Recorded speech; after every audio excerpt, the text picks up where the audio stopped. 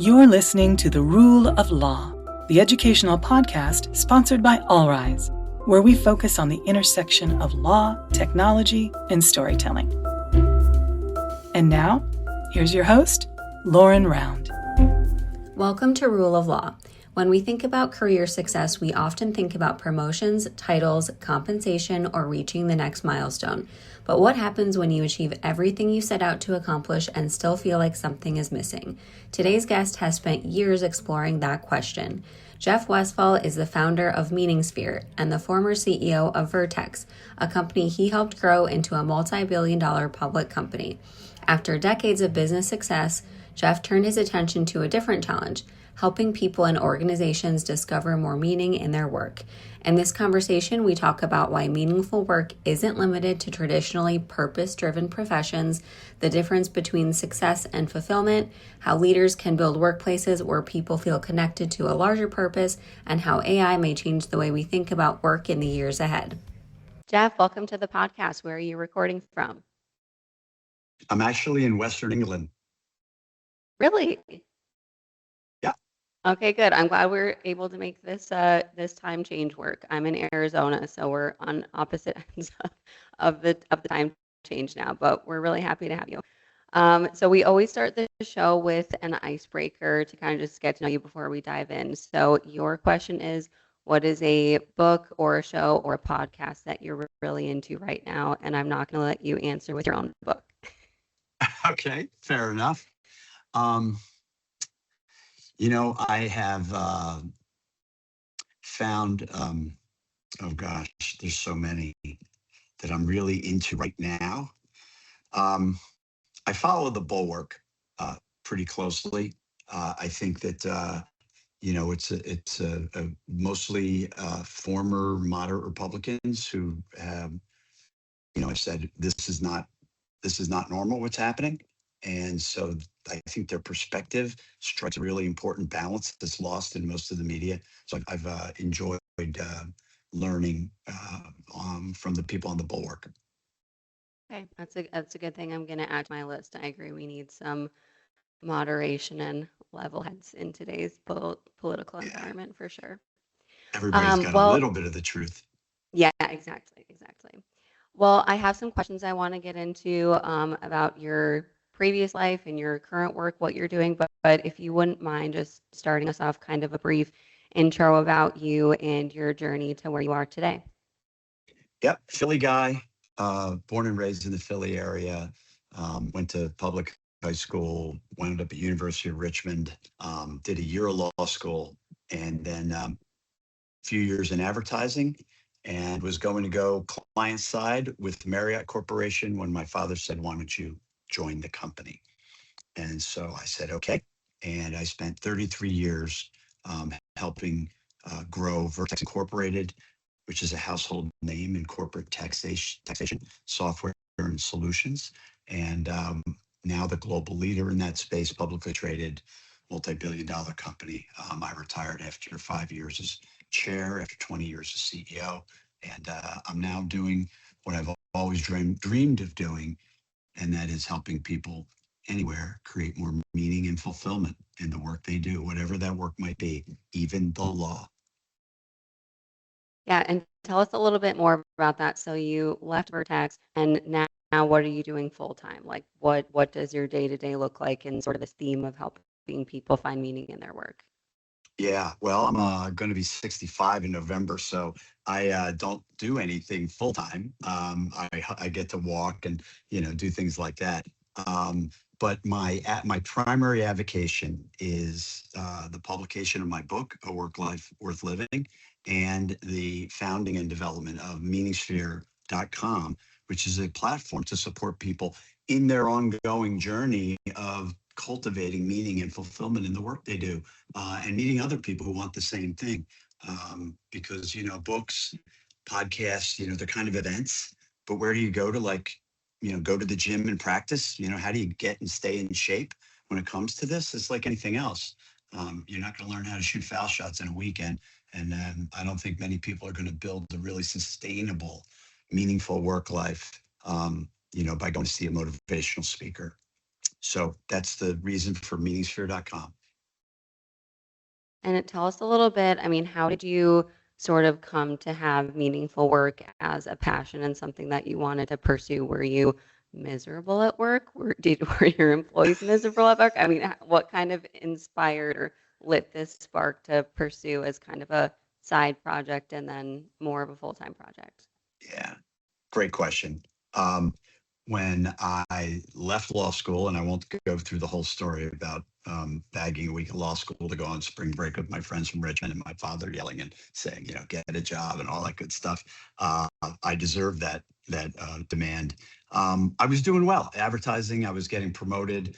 Um, and then I joined his company. I was the 29th employee, and we started growing. I was making a contribution, and I felt like I'm doing well, going hard, and through a series of serendipitous circumstances, I wind up with this retired DuPont Corporation executive who had become Stephen Covey's 7 Habits of Highly Effective People. He became a certified facilitator. And there is this man who was the calmest person I had ever met. And he's looking at me and he says, "So, what's your vision?" And I'm like, "My what? My what?" Like, I, and did well at school. I tested well. I was like, I thought I got this, whatever it is. And I had no idea what he was even talking about. I'm like, 2020, my vision. And I literally was like, how do I get the right answer? And then he said, how do you plan to contribute to the greater whole? And I'm like, greater whole? Greater whole of what? Like, he had like 100 crazy questions, none of which made any sense to me. Right. And I'm like, what does this guy know that I don't know? And lo and behold, I started answering those questions for myself for the first time. Not the answer I was expected to get, the answer that was in me that I really cared about. And it took a while. Uh, and all of a sudden I realized, OMG, like, the world needs sales tax software. Like, it's not just a thing to sell to grow the company. Like, every cup of Starbucks in the world doesn't get sold without our software. Full stop. Right? Go buy anything online at eBay. Doesn't happen. Our software goes down. I wouldn't say eBay wouldn't go down, but they'd be in a world of hurt, and they would be in real trouble. Customer satisfaction, penalties, and all kinds of issues. I really had not realized the full scale impact of something as simple as a system to process sales taxes. And when I had that moment of realization, I'm like, holy crap. What about advertising? What about everything? Like, I literally, my head exploded. I was 28, 29, 30, somewhere in there. And I was just like, what did the employees think? So I started asking them, like he was asking me. I'm like, hey, what do you think? What do you think like the impact is of what we do? And they're like, what do you mean impact? And I'm like, like, does it make any difference in the world at all? And they're like, uh, what do you mean? Now this was all the new employees were growing like crazy. And I start doing these sessions with all new employees in small groups, like 8 people. And I'm like, hey, we should talk about why you're here. And they're like, is that a trick question? Like, best job I could get? Best benefits? I'm like, did you ever think about what we do? Does it matter to you? And they're like, sales tax software matter? Like, what do you mean? And I'm like, well, what do you think it does? And then by the end of 2 hours, like 25% of them be like I was like, right, this stuff actually is necessary. It's not as necessary as food, but it's like, we need this. It's not just making money for the shareholders. And I'd say before the end of those meetings, I say, look, I'll never ever ask you to be excited to work here to make the shareholders richer, because I and my family are the shareholders, and I wouldn't get excited about making me richer. So why would you? You figure out what you're excited about. And if what you're excited about can happen here, great. If you're excited to go do something else, I will help you leave. Like, life is too short. And they would just sit there like, it was different. But I did that for 20 years with every new employee until we were 900 people. So that's like a long story from knowing nothing to 900 people wondering, why are we talking about the philosophy of business rather than, shareholder value? But there you go. Thanks for letting me share. Of course. Yeah, I'm putting myself in that position of being one of your employees in the room of 8 people talking about vision and why are you here. And I'm sure people did have deer in the headlight look because I've never been asked that at a job that directly, at least, haven't spent a lot of time thinking about those things because not everyone's as lucky, to have a boss or a mentor or coworker ask them that question and kind of help them find the purpose. So on that note, I mean, for people listening who don't have a mentor like that who's kind of helping them walk through why they're there, what their vision is, what can they do to kind of find that themselves, right? Because lawyers, similar to what you described, they're kind of chasing this often very linear career path with success milestones along the way, right? It's getting into Yeah. law school, passing the bar, getting your first job, making money, becoming partner. And then a lot of us, get to whatever level and realize I thought I was going to have this fulfillment feeling when I got here and it's not here. So for people who don't have that mentor, that's going to kind of help them through what can they do to find meaning in their every day-to-day work, even if it is like transactional insurance defense, something like Right. that you wouldn't, it's not immediately obvious. Yeah. So that's a great question and very well put. Thank you. Um, so look, since we're 4 years old, school has told us what we should do, how we should do it, who we should do it for, right? There's not a lot of why we should do it. What do you want to do? So by the time we're getting out of high school, we kind of know the game. And if we know we're smart, we test well, and maybe we're performance driven, achievement driven, competitive, whatever it is that kind of makes us like law school types. And I know because I went to law school and I knew a lot of those folks, right? And I was in the top half of my class at GW Law before I went partying and left law school, just for the record. For the Uh, record. yeah, but I wasn't really working um, because I only went to law school because I didn't know what I wanted, right? And I think a lot of people are doing what they do because they didn't know what they wanted. And maybe they never actually had anyone ask them what they wanted. I know I never did. And most people I talked to never had a mentor who said, "What do you care about?"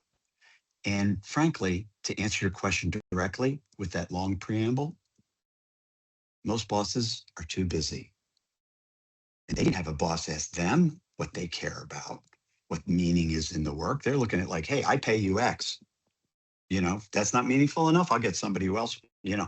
That's the kind of mentality they were raised with. So they're not bad people. They're just like, why should I now have to be your therapist? Right. So here's what my answer to your question. What would I do? Is I would stop expecting my boss or the firm or my clients to make it right for me. It's not their job. The only person whose job it is to make your job matter for you is you. And you're the only one that's control of it.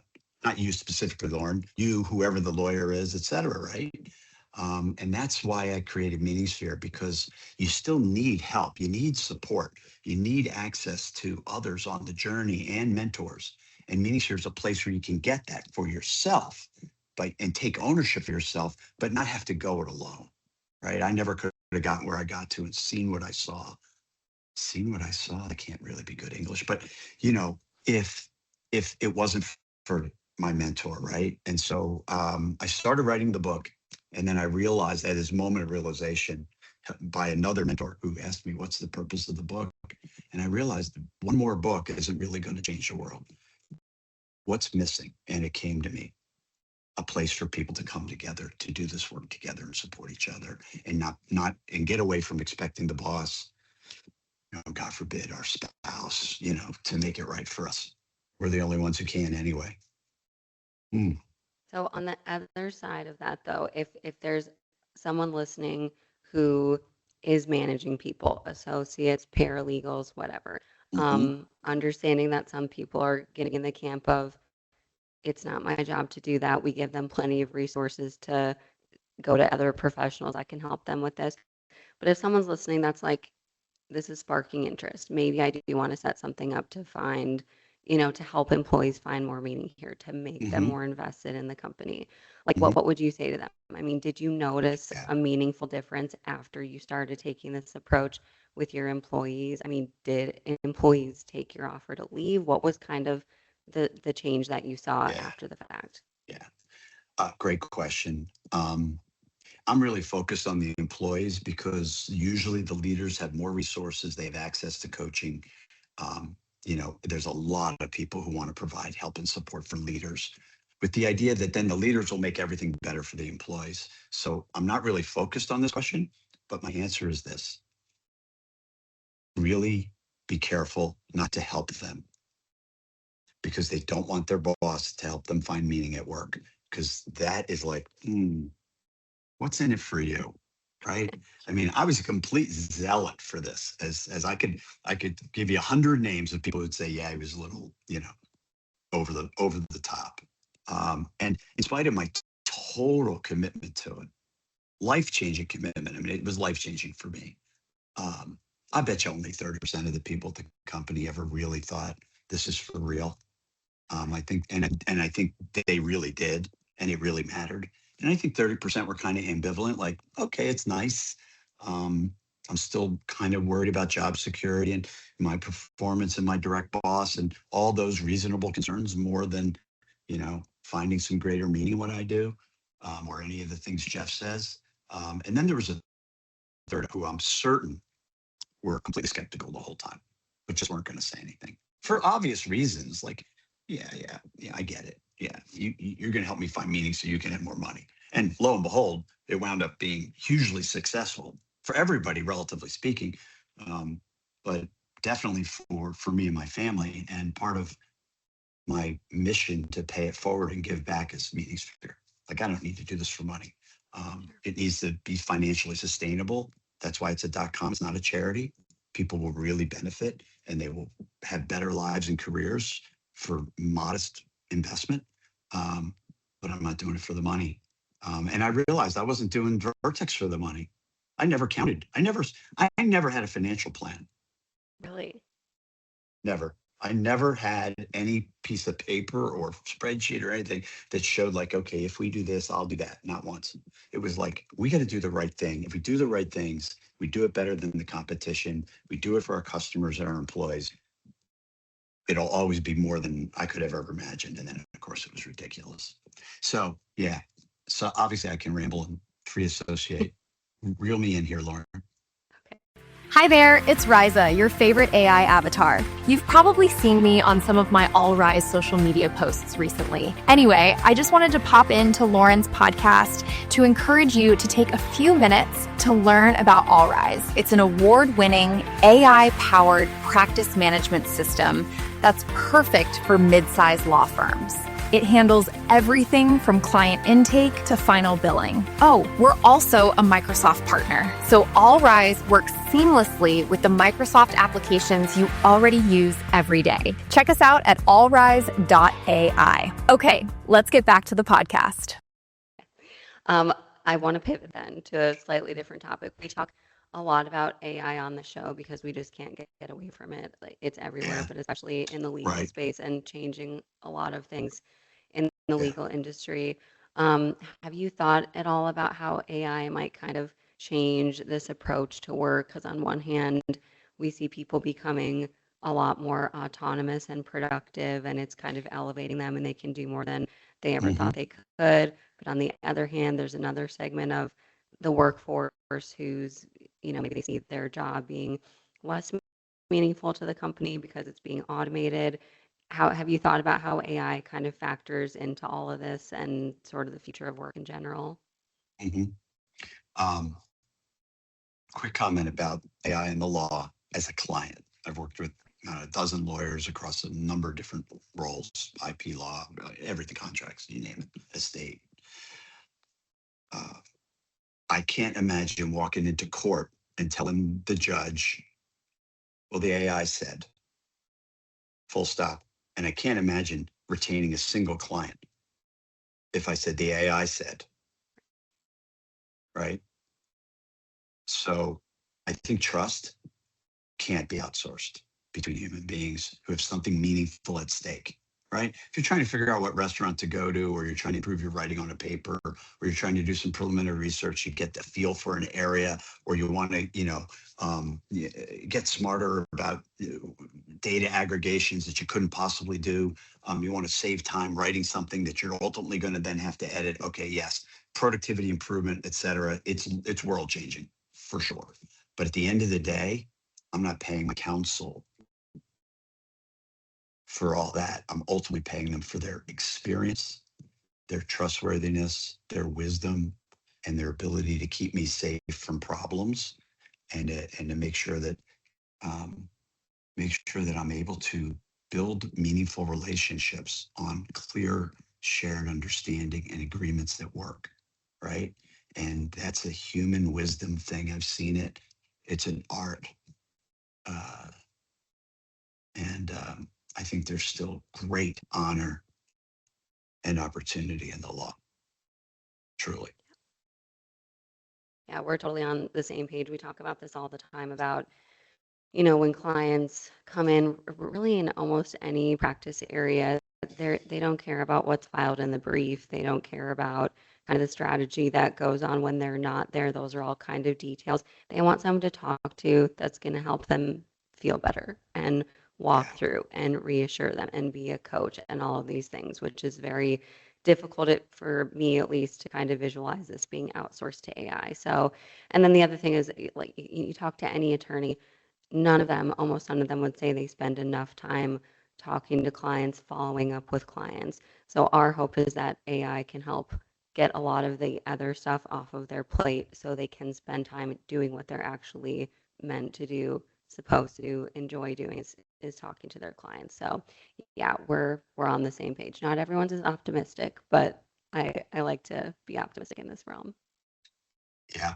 I would hope that along those lines, um, the key point I make about AI in the book, I have an AI note at the end of every chapter.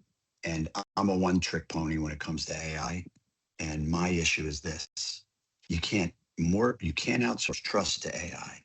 And you definitely can't outsource what matters to you in your heart about what you do, what you care about, whether it's helping your client achieve their goals, whether it's about learning, new stuff faster than you could, whether it's about watching and mentoring a younger colleague who now can't do the learning curve the way they used to because AI is crunching everything. There are so many opportunities for meaning, but I can't decide for you what matters. Only you can. Only you can. AI can give you lots of ideas about what you might consider, but that's not your heart. And in the law and in so many professions, we're in our heads 99.9% of the time. And we need to open up 10% at least for our hearts. Yeah, And well that's said. AI forces that, you know? Yeah, Okay, for sure. thanks. I want to end with a question about something that we talk a lot about on the show and something that we found resonates with a lot of our listeners because every attorney out there has thought about leaving the practice of law for one reason or another. I mean, Hmm. it just always comes up, but they've invested Right. so much time. It's part of your identity once you become an attorney, oftentimes. And Hmm. in the book, you talk about moving on from Vertex and Hmm. pursuing what you called your true calling, helping people find meaningful work. So, for anyone listening that kind of has a passion that they might be daydreaming about, they've been thinking about Hmm. pursuing, how would you advise them to think about making that transition? Because on one hand, we're talking about finding meaning in your current work. That can be a Yeah. paradigm shift. And then on the other hand, maybe there's another path, that's not in Mhm. practice of law or whatever they're doing right now. And they're not necessarily mutually exclusive, but like how would you advise people who are maybe thinking about making a shift to navigate that Yeah. decision? Yeah. Well, like most lawyers who are thinking about making a shift who haven't know really well, it's risky. It's risky. So my advice to anybody, whether you're in the law or in any job, jumping around hoping the environment will make better is probably a really risky thing. And I think, I won't say 9 times out of 10, but I'll bet you 7 times out of 10, people who step back and get some help and really rethinking how they've changed, how their environment has changed in the law, and what matters to them now might be really surprised by what they discover. And they may find that they have more meaning right where they are than they realize, because they've been so head down grinding. It's just like escape becomes the only kind of facet, the only kind of obsession, because it's like, I can't see the forest for the trees I'm in, so I just wish another forest would be better, right? It's like, wait a second, you can get a balloon ride up above the forest at least an hour a week and look around and say, whoa, whoa, whoa, whoa, wait a second. Yeah, maybe not exactly the right direction in the forest, but it's a very cool forest. And I'm just going to leverage my new sense of what I care about into advancing my career path, whether in the law, at your current firm, or leaving the law. I'm not saying don't, but give yourself a chance to understand why you're doing it rather than just doing it out of frustration, right? And for those of you who are like me, but not as lucky to have self-selected out of the law early, you may have gotten into it without ever knowing why. And maybe you really aren't a fit for it. But even then, figure out what it is you care about before you leap just for the sake of leaping. That's not necessarily happiness. Same thing with relationships. Yep. Sound Sorry, advice. had Sound 37 years married. Yeah, throw it out there for the young folks out there. Yeah, absolutely. Well, Jeff, thank you so much for being here. We are going to link your book, Work Like Worth Living, in our notes. But aside from that, how can people follow you, learn more about your work? Yep, jeffwestphal.org is my personal website, and meaningsphere.com is the platform where you can create more meaningful work for yourself. Awesome. Thanks again, Jeff. Take care. Thank you, Lauren. Take it easy. Thanks for listening, and join us again for another Rule of Law podcast from All Rise.